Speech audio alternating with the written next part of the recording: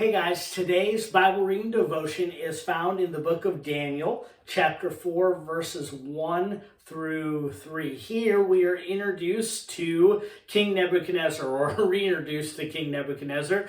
As those of us who grew up in the VeggieTale age, King Nebuchadnezzar, though, here has experienced what God's power is. And here in the beginning of chapter 4, he is recalling what God has done and the greatness of who God is. He has just experienced a little while ago the three friends of Daniel, Shadrach, and Benny, or Shadrach, Meshach, and Abednego, walking through the flames of fire and surviving because of the Lord. But here he is recalling what Daniel has done for him and what Daniel interpretation of this dream that Nebuchadnezzar had about this great big giant tree. And this tree was beautiful and it was full of foliage, and it represented all that Nebuchadnezzar was, in that he had all this splendor, he had all this wealth, he had all this stuff.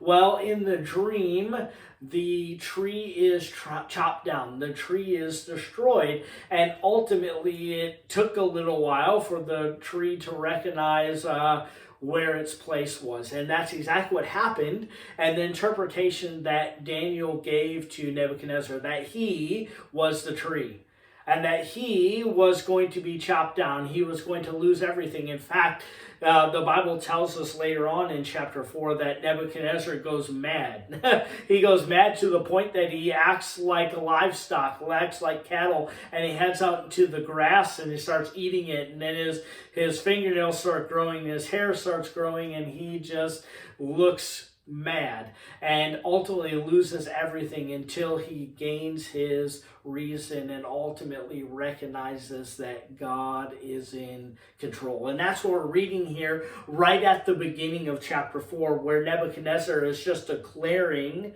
the signs and wonders of the Lord. He is just declaring the majesty of who God is, and that God is everything, that God is complete, and that his kingdom is the only kingdom that will last forever, and his dominion is from generation to generation. And I love that aspect, because that's exactly what Nebuchadnezzar learned from Daniel, exactly what Nebuchadnezzar learned from his experience, and just how God dealt with him, and that God did great and mighty things around Nebuchadnezzar, and even to Nebuchadnezzar, to allow him to see who God was. And Nebuchadnezzar here, he is just praising the Lord, that he is just saying, man, this is who God is, that he is the Most High God.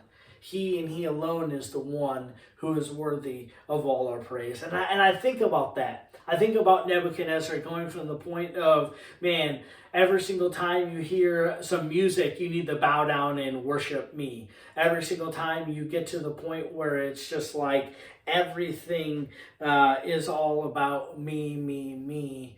And now Nebuchadnezzar having to walk through some of those crazy times in his life, recognize, man, I had it all wrong.